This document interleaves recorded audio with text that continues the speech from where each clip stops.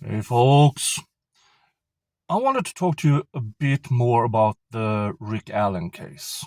Now, not in not in the usual form, because I found a case on the Innocence Project that has aspects of that case that is directly um,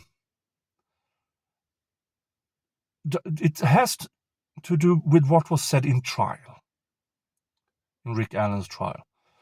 Because you remember that Holman, Jerry Holman, who claims to be some kind of human lie detector slash body language expert slash everything. Yeah, you know.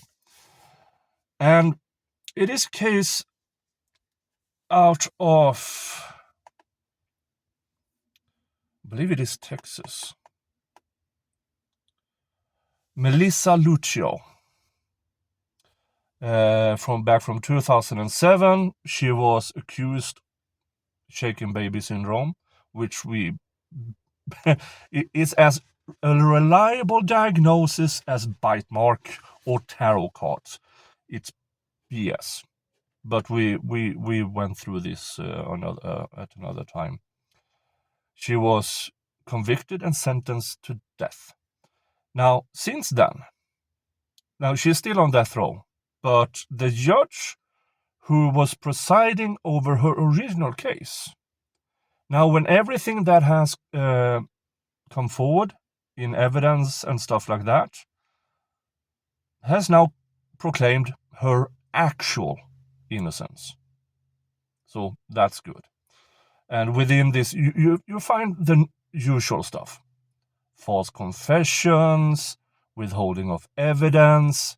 But here's one thing that I wanted to bring up to you is unscientific testimony, which brings us to a bunch of people. A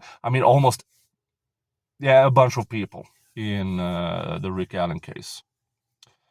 It says here, Judge Nelson also found that Miss Lucio's conviction was based on false evidence.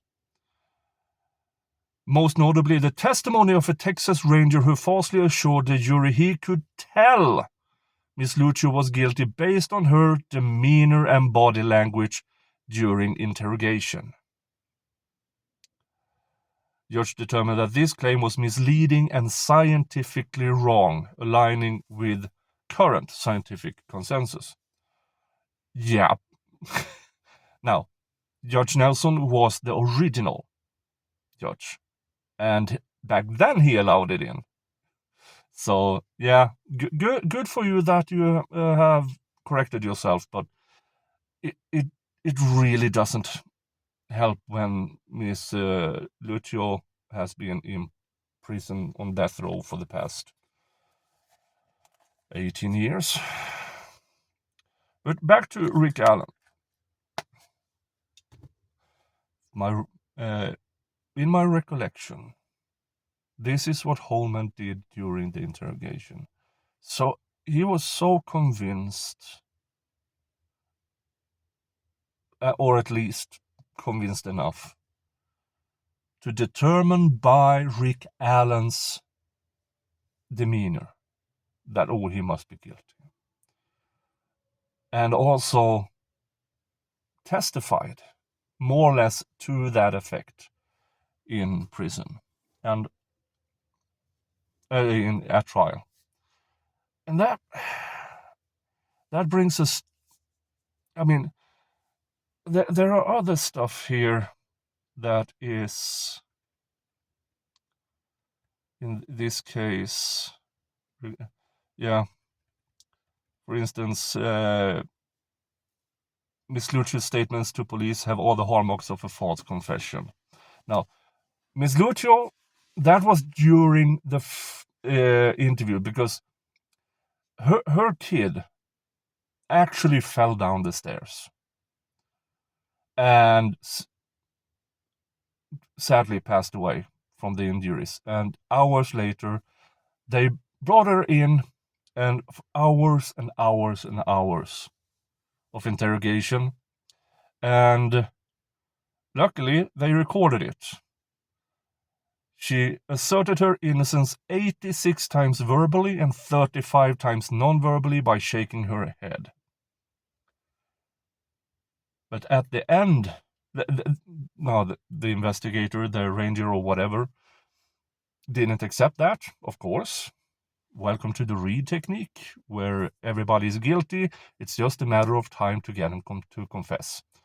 Go fuck yourself. And she once said, I guess I did it. After hours and hours and hours. And all of a sudden, all the other things never mattered. And again, let's get back now to Rick Allen.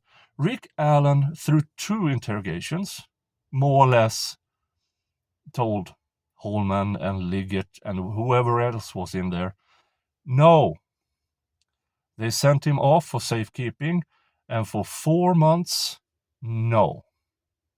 Until he had the psychotic break. And all of a sudden, weird shit came out of his mouth. After 4-5 months,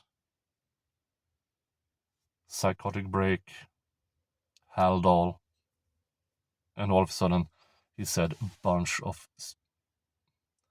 But they don't care, because in that hundreds and hundreds of ramblings, he had these, I guess I did it moments. And with the help of Dr. Walla, all of a sudden, details showed up. Details that was somewhat known outside of the investigation. You remember the white van, which we now know is bullshit, because Brad, what's his face? One of the Brads lied when he was questioned back in 2017, and lied then on the stand, because we saw the video. His van wasn't there at the time the prosecution said it was. The box cutter, by sheer accident or miracle, a short time after Rick Allen supposedly, because there's no recording of this, we have to trust Dr. Walla, which we she's a whore, true crime whore. All of a sudden, in one of these so-called confessions, he said, box cutter. And short time after, the medical examiner had his eureka moment and said, I now believe there was a box cutter, not 2 different knives. Miracle, isn't it? But back to false confession. Everything in Rick Allen's case says he had barely any idea of what he was saying. Now, you know it, we know it. But what's good here is that within the Innocence Project, we have hundreds of cases with similar or identical work from investigators, crooked prosecutors, and ignorant judges. Hundreds of cases. So, folks, you who do all of this for Rick Allen, we need to find something to compare with. And the Innocence Project, their database of overturned cases is a good place to start.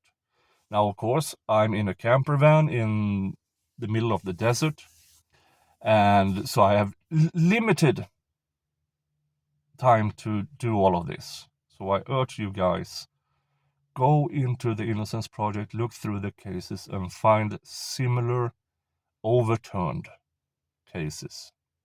If you find one from Indiana, great, but other cases from everywhere in the United States. That is what I want you guys to do. Okay, that was a video from me. I got one out today as well. Yay! now I have to upload it, and my internet is slow. All right, thank you guys. You all have a good one, and I'll see you in the next stream or video. Bye bye.